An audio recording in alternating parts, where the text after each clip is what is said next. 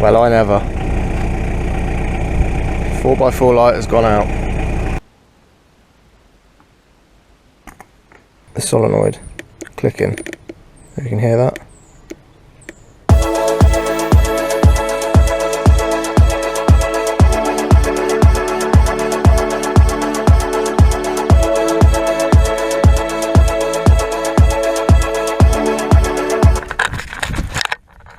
Right. Let's have a little look under here then. Right, so this is, oh god, there's a lot of oil up there. But yeah, this is the culprit, I think. So we're gonna, just doesn't look in great shape. Ignore the oil. That's from the rocker cover. There's a hell of a lot of it. But yeah, this just isn't in great shape at all. So get that off. I might get some degreaser first to give it a quick clean up and have a little look, see what we can do.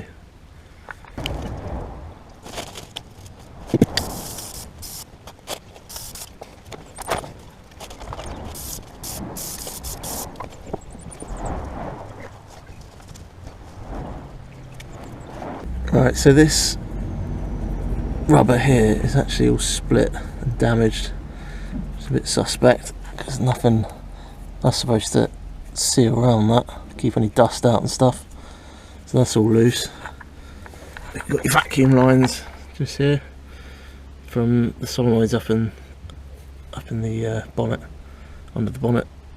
So one there and one here. So I'm just going to disconnect them, and then going to undo this bolt here, and then there is a little, should be a little split. Oops. A little split sleeve just there, but that's not on there at the moment. So let's just have a little look, shall we? See what happens.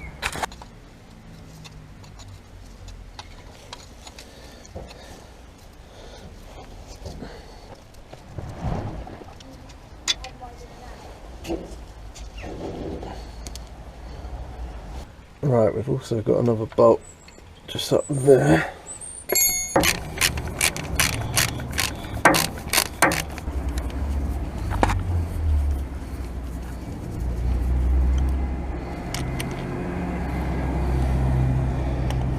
Let's have a look up here.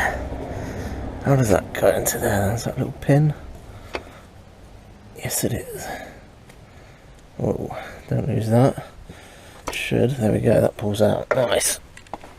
Right, let's get out of here. So get it off the car.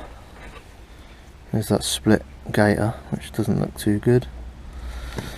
So let's have a little look at this, shall we? See if it pushes in.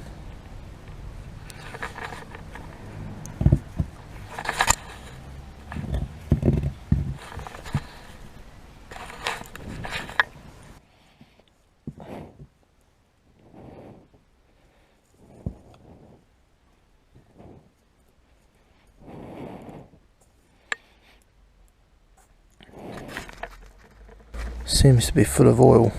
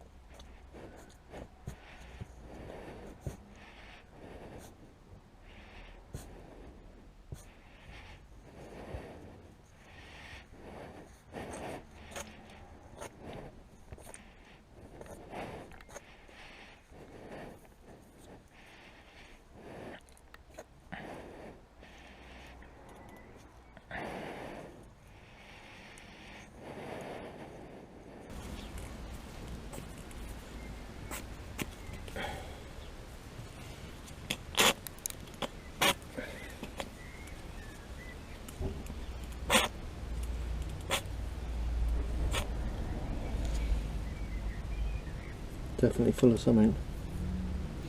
Seems to be moving a bit easier now that most of that, whatever that is, oily brown water, which is obviously in that diaphragm. So I don't know how that's got in there. Maybe it's travelled down the vacuum hose or something into these. I don't know. Doesn't look in great shape though, really, but I reckon it's going to need replacing. So it's definitely moving now, which it wasn't really before.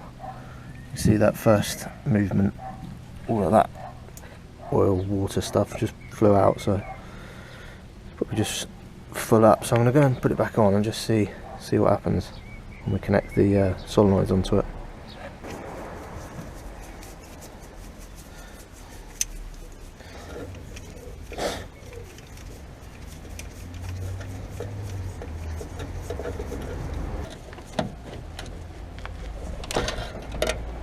Right, so I've just put all that back together. Just need to put this pin in, connect the rod together.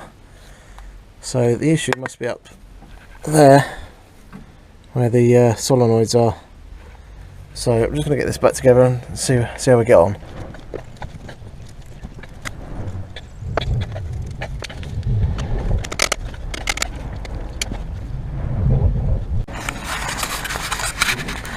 Right, so this is where the solenoids are located. I had to take the air box out, but I've obviously got a boy racer filter in there at the moment. So I'm just going to whip these off and have a little look, see what's going on.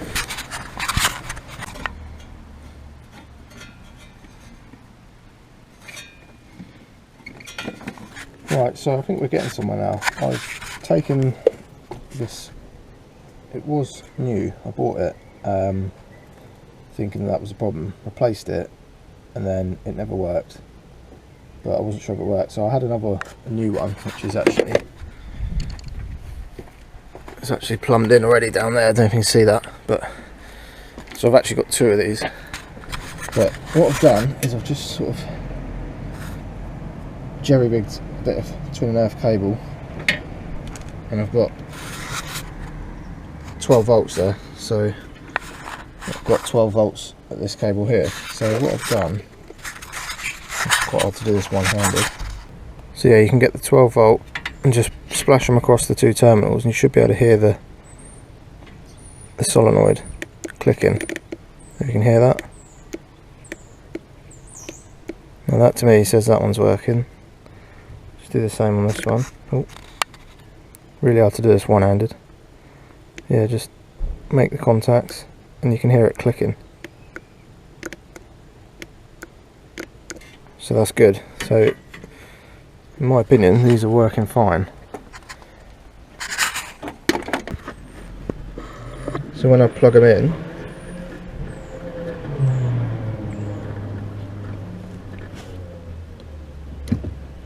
I get nothing. Doesn't seem to work. So there's obviously an issue there somewhere. This isn't enough voltage down these to trigger the solenoids. I don't know. Strange one. I'll keep looking.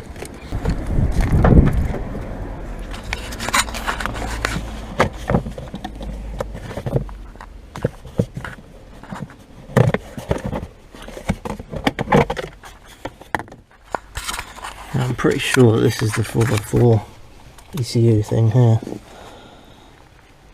But it's all plugged in. That's a good start.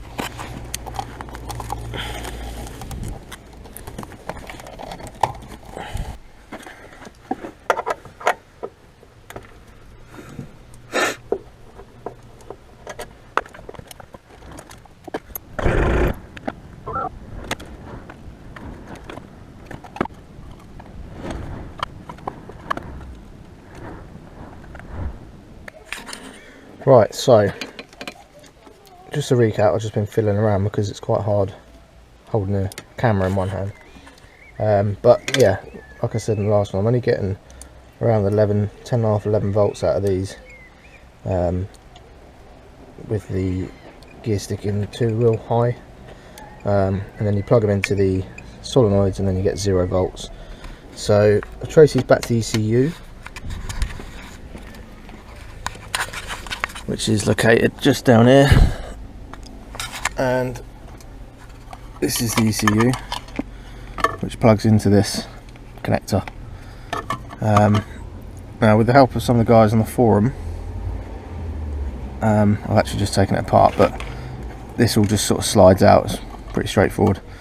But with it all in position and connected up, basically run a series of tests, just checking voltage and continuity to ground. Just check that we had battery voltage at pin 3, which is the blue and white one there. Check that we had continuity with pin 8, which is the black one. Can't really see it on the camera, but it's in there. And just went to a ground stud around there, and we got continuity, which was fine. Then checked pin 2, which is the 4-wheel drive input, and I had around 10 volts on that one, with the lever in 2-wheel high. So that's as expected. Now the guys on the forum were saying that if that's your readings, then it should be, or could be, this. It's a bipolar transistor, which is Q4. That one there. Quite common to fail apparently. So just ordered a new one of them off eBay. It's like £1.40. I think, no, I got 2 for £1.55. So just in case I cock up the soldering or something, but it's pretty easy looking at that. So yeah, just got one on the way. So when that arrives, I'll get that soldered in, and let's have a look.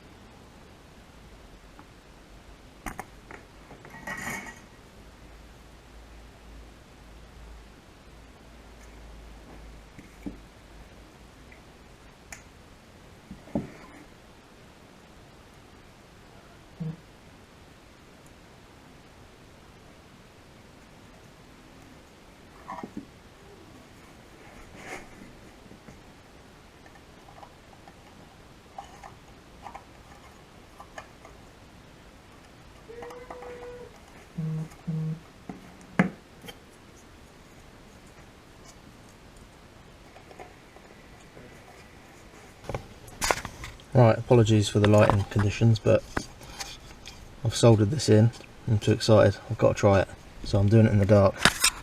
So I'm going to plug it in, see what happens.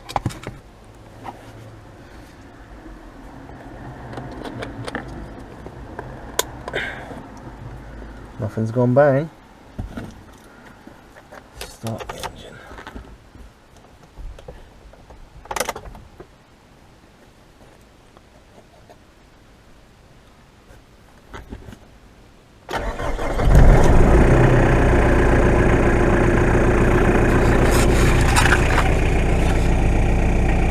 Well, I never. 4x4 light has gone out.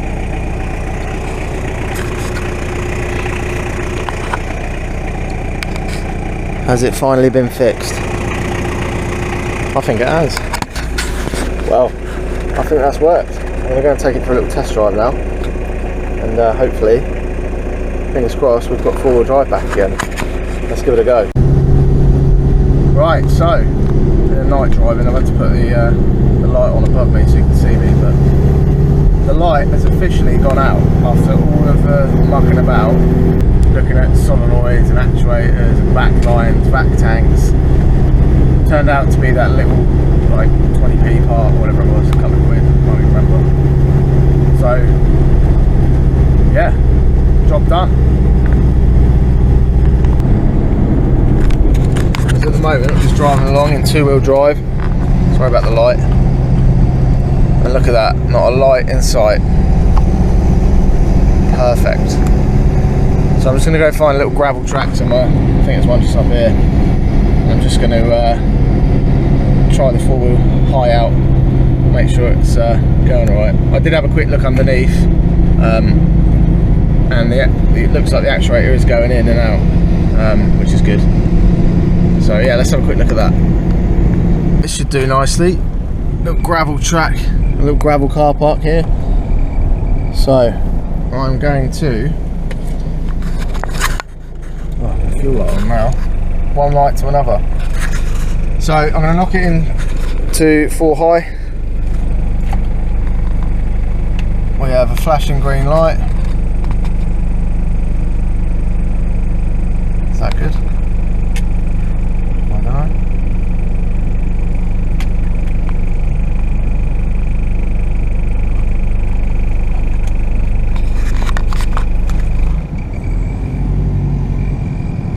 There we go. So solid green light. So I'm going to have a quick look outside. And see what's going on with the wheels. Make sure. Probably just put the window down actually and have a look out. Have a look.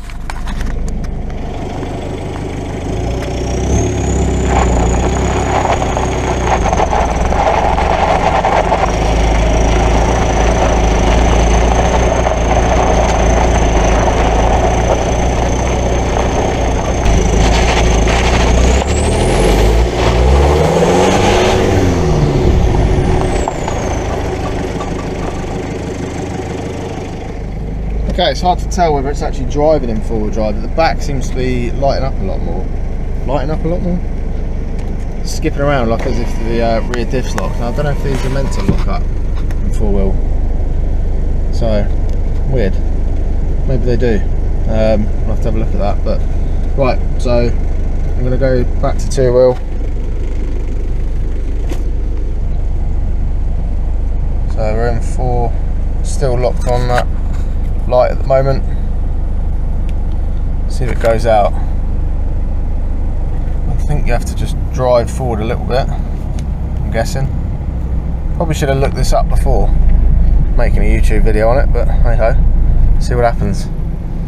Maybe you've got to reverse a little bit. I know my old Vitara, you had to reverse to get it to, there you go. Beautiful. So I guess the only thing left to do then is to see on proper some muddy stuff where we can actually get a bit of tyre slipping to make sure it is fully driving 4 wheels. So whether that'll be in this video, I don't know, but if not, I'm going forward driving with a buddy of mine next week or week after.